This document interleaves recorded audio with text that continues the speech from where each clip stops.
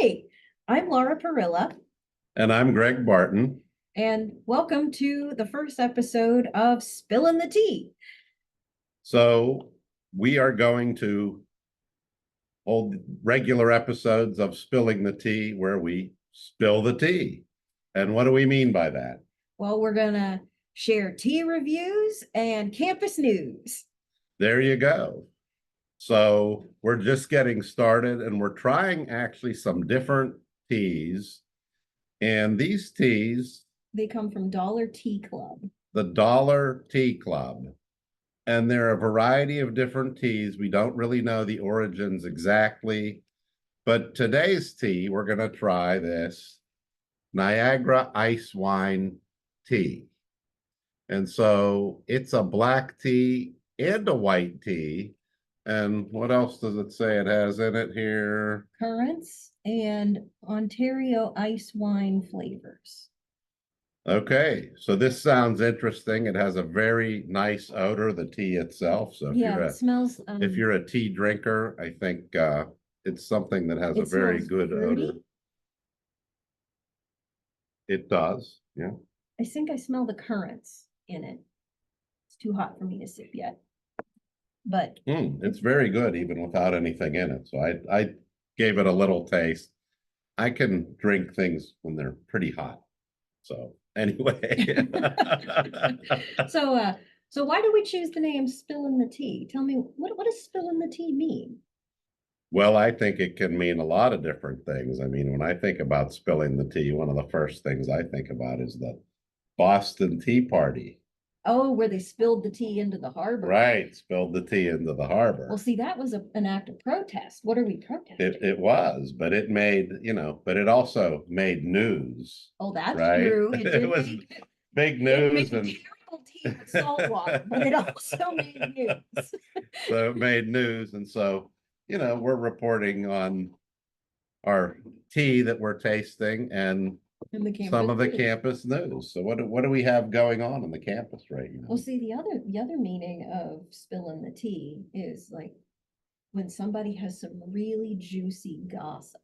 There we go. Sometimes, you show up at your best friend's or your sister's house and you're like, all right, spill the tea, sis. Tell me, what's the gossip?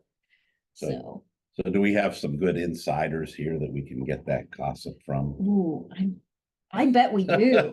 If you have any good campus news, like events that you want to get the word out about, if you have anything important that might be an announcement students should be aware of or that faculty should be aware of, we'd be happy to share your announcements, and we'd even be happy to have you on as a guest with us. You can share a cup of tea with us. Or if you have any juicy gossip tips.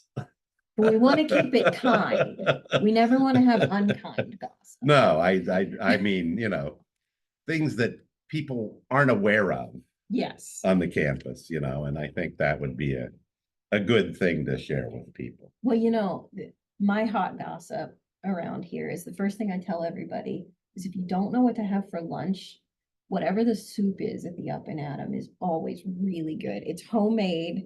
They make it here. It's not trucked in and frozen. Somebody on campus actually cooks that. I agree. I think Chelsea makes I think she does.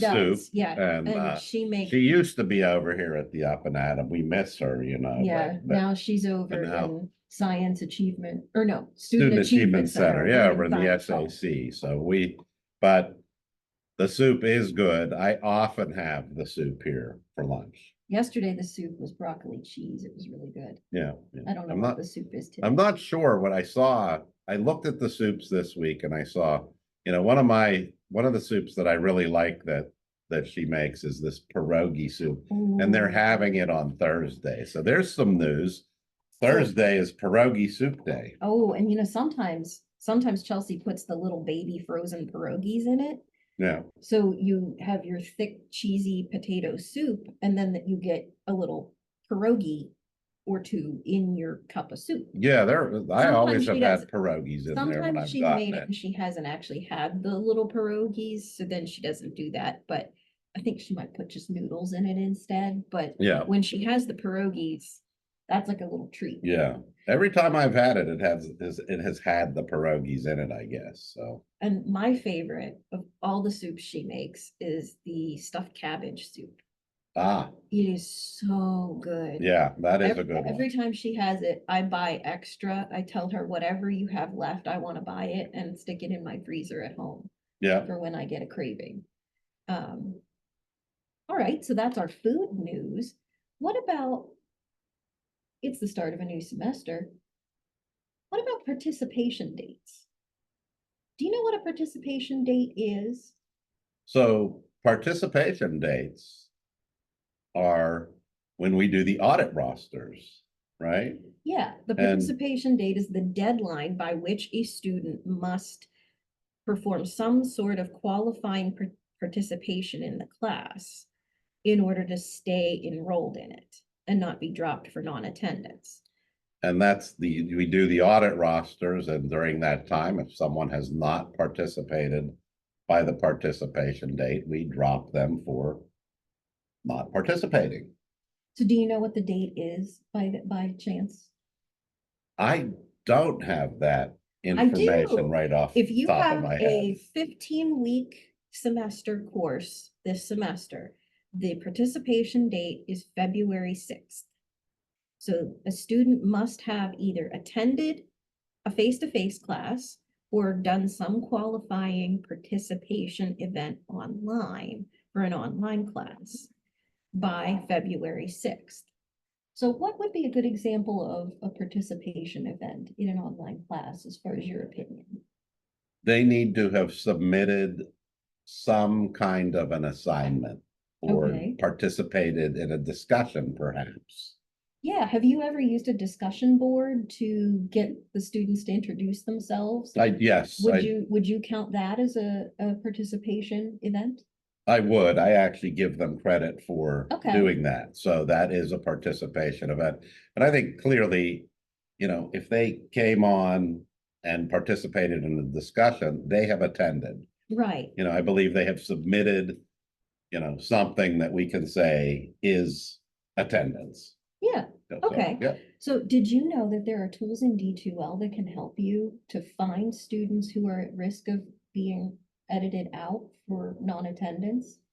I know if you look at this progress, the class course progress, Mhm. and you can look at individual students and what their progress is. In fact, you can see them all at once, Yeah, and you can actually see if someone, has 0%, they've never even logged into the class. yes. And so that's probably the best tool, I think, to see that. Now, there may be other ways you can see that. I also look at the grade book sometimes. Yeah, my secret trick, it's not really a secret, but I like to use intelligent agents for that. So I use them a lot to make it easier for me when I teach online. And I have one that I set up where it looks at the last time a student logged in to access the course. And you can set the date and say, if the student has not accessed the course at all by this date, then send an email. And then you can type a message that says, this is what a participation date is. This is the date for our course. Here is an example of an activity you can complete in order to stay in the course and not be removed. Because if they're removed from a course, they cannot get back in. Right. That's a newer thing. For Yes. a while, they would allow them to potentially get back in, but I know that at this point, if they're dropped for non-participation, they cannot get back into the class. Yeah, so sometimes that might be a really useful thing. Maybe a student has only got one online class and they kind of forgot about it because they got busy with their face-to-face classes and, all of a sudden they don't know that if they don't do something by the 6th that they'll get removed. Maybe it's the last class before graduation. Maybe it's very important that they get it this semester, so that little reminder might be helpful. So you have it send them a reminder. What's interesting is when you were talking about using intelligent agents that way, I wondered if, could you use an intelligent agent to send yourself a reminder that particular students hadn't participated and maybe reach out to them Yes, yourself you as can. well, You could right? do So that. that was a thought I had, is that, Yeah, so you can, whenever you send an intelligent agent email, you choose who gets the message. So you can either choose an initiating user as the special email address. So that would be the student getting the email. Or you can set it to just go to your email address by typing your email address in that box. And then you'll get an email saying which students met the condition. There are ways to set it up either way. because I thought that might be a good thing. Now, if you have the time to individually reach out, and at this point in the term, I mean, I think we're looking at student retention here, right? And Yeah, so at this point in the term, we generally aren't into the heavy grading yet and things like yeah, that. So people would have time to possibly reach out to a student or a couple of students who aren't participating, to try to get them back into participating in the class, or get them started in participating before they fall too far behind, and maybe help with student retention. yeah. And I think for myself, I would kind of set a deadline for myself and say, well, if the participation date is February 6th, I would probably want to send those emails to the students by the 1st of Yeah. February, so that that way those students have more time to get themselves organized and get one assignment done, because maybe your assignment that you've selected for them to do might be a little more thoughtful or more involved, and they'd actually have to do some reading before they can actually participate. So that might be a good, pace to give yourself and give the students a week or 5 or 6 days at least to get something accomplished. Yeah. Yeah. I think that's great advice, and I think you need to try the tea now. Yeah, I The was tea kind is, of I've been reaching sitting over to here test it. sipping the tea, and this really is a very nice tea. I drink tea, I don't drink coffee. I drink a lot of different teas, and I found this is a very pleasant tea, black and white tea with currants. And this Ontario Icewine flavor, it does come through, I think. I mean, I So really have do. you ever had ice wine? I've never had it. Ice wine is generally a dessert wine, like a very sweet wine. And Okay, so if you want it to be sweeter like an ice wine would be, you maybe would actually add a little sugar or honey to this, although I find it to be very nice yeah, without any sweetener. Although I don't, I often drink teas without sweetener in yeah. them. So that varies from person to person what they like. But I would recommend this Dollar Tea Club Niagara ice wine. Yeah, I I think it's really very like good. this. I'm getting fruity notes and I'm getting let's say, hint of something floral. Yeah, I would say floral too. Yeah, Yeah, I agree with it, that. it, it maybe, this would be really nice for springtime. Yeah, I feel like this would, if you were going to think about the season for a flavor, this tastes like a springtime flavor to me. a spring tea. Yeah, Yeah. spring tea. And what's interesting is they actually talk about Canadian ice wine, they say, is made from frozen grapes. The grapes are hand picked in temperatures of -8 degrees Celsius and extracted before thawing out. So they do all So the grape they squishing frozen. frozen, right? So they actually extract it while it's frozen. So have you ever squished your own grapes for making wine? I've never I done it. I have not. No, So I have not. I've seen videos of people doing that where they get in the bucket and they stomp them. Oh I would yeah. not want to do that cold. I wouldn't think that they probably extract ice wine by stomping the No, grapes. it would probably warm the grapes up too much. Yeah. You'd thaw it out with your warm feet. We don't want foot line.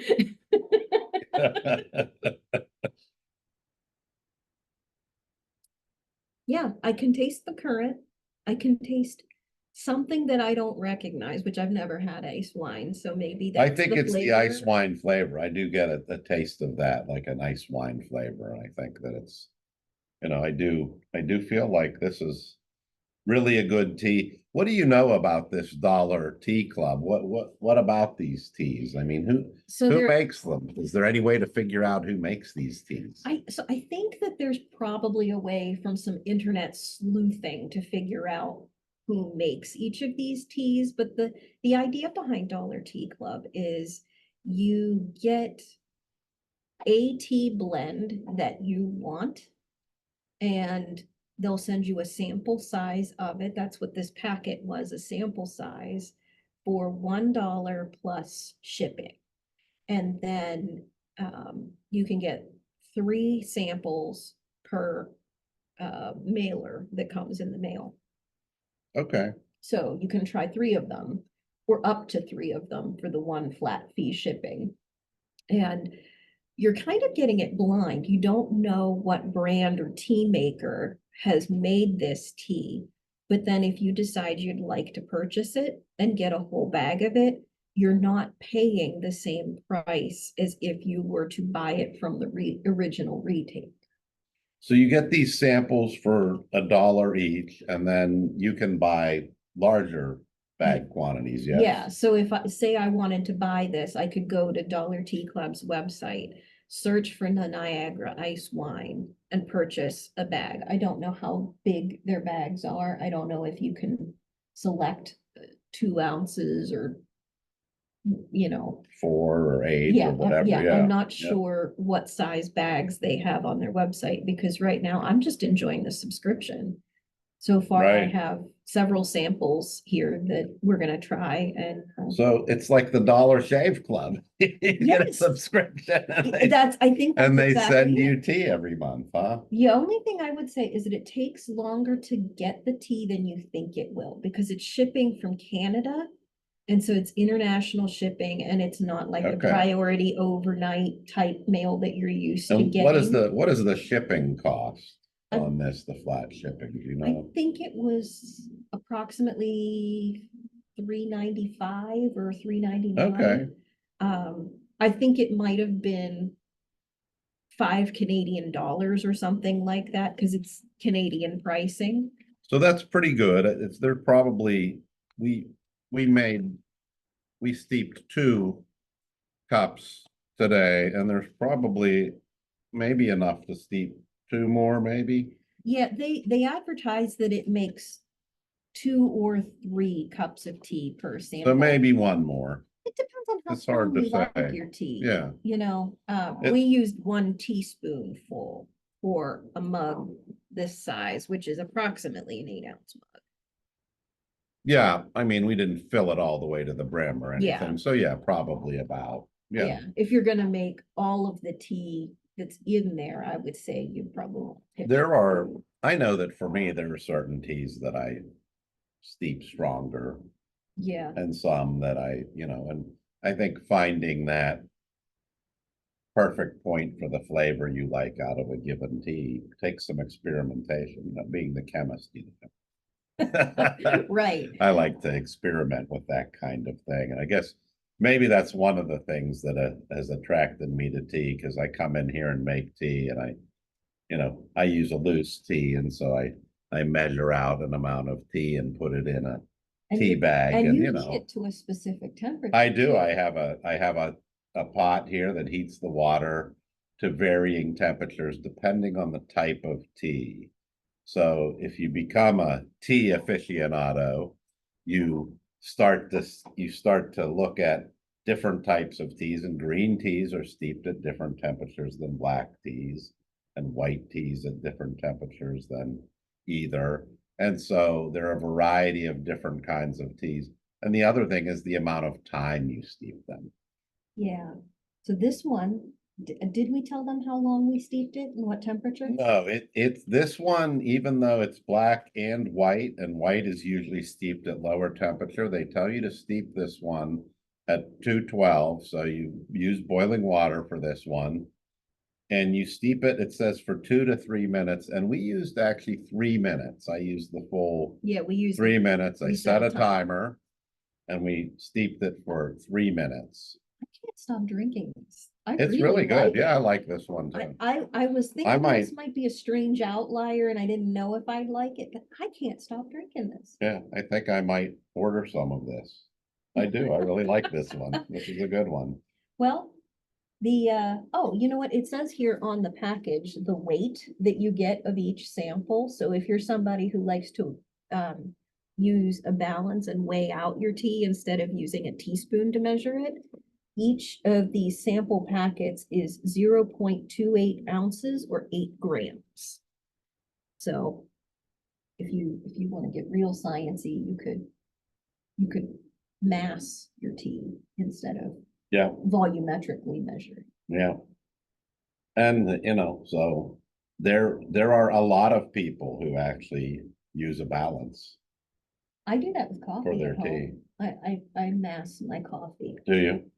Yeah, because I have a Keurig and I have the filter baskets that you put your own coffee grounds in. And I find that every little brand of those baskets is a different volume. So if I fill them all to the same fullness, that's a different amount of coffee grounds that I'm putting. So yeah, I have a kitchen scale and I mass my coffee out Oh. like a nut. You get the same brew every I time then, do. right? I I'm mean, very it's always consistent. going to come out the same. And that's something, you know, if you like your coffee a certain way and you find that perfect point, if you use a balance, your coffee will definitely be more consistent than if you use even a measuring spoon. Yeah. So, I mass my coffee before I put it in the filter basket. And then I also can set different temperature settings on my coffee pot. And I choose the same temperature every time, yeah. unless I've changed brands of coffee. But yeah, I'm a big fan of consistency when it comes to my coffee, but I like a lot of variety when it comes to tea. But yeah, I would definitely give this 2 thumbs up. I cannot stop drinking this. Yeah, I think, our review on the tea today, the Niagara Icewine tea from the Dollar Tea Club, is definitely a 2 thumbs up. We give Okay, it so a 2 thumbs up. if we're gonna give it a rating system, on a scale of 1 to 10, where 1 is, I don't like this, I would not buy this, I don't even know if I want to finish it. And 10 is, wow, this is among my top 10 favorite teas. How would you rate this one? I guess right now, I mean, this is my first Yeah, trying of it, but I'd give it like an 8.5, I'd say. okay. I kind of say I really do like this.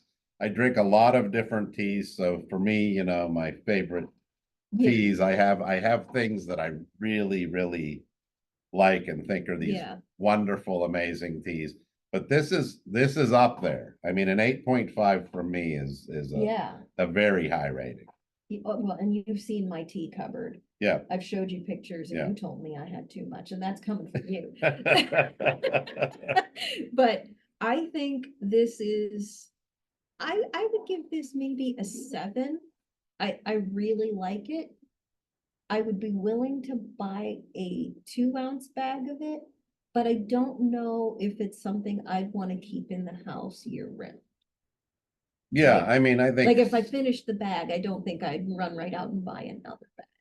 I So, think I think you're right about seasonally in a yeah, way that this might be a good tea yeah, for, yeah, it feels like it's great for spring. yeah, And I think that's the floral notes that are making me say that. yeah, yeah, Because I like a good cherry blossom green tea in the spring. yeah. And this is kind of scratching that same itch. So if you like that sort of flavor, then you'll like this. And I know it'd probably be difficult to show you the color of the tea, but it's steeped sort of like a rosy orange color. Yeah, I'm not sure we can. I don't think I don't want to spill the tea on the computer. There we go. There we go. So now you can actually see the color of it there. It's a nice orangey. Because it's a blend of white and black, it's not quite as dark as a black tea usually would be. All right, I think that about wraps it up. Yep. If anybody has any announcements or topics or questions that they'd like to reach out to us with, you can email either one of us at our campus emails. And if you want to be on our show, send us a message. We'll find some time to have a cup of tea with you. Thanks for joining us for our first episode of Spilling the Tea. Greg Barton and Laura Perilla.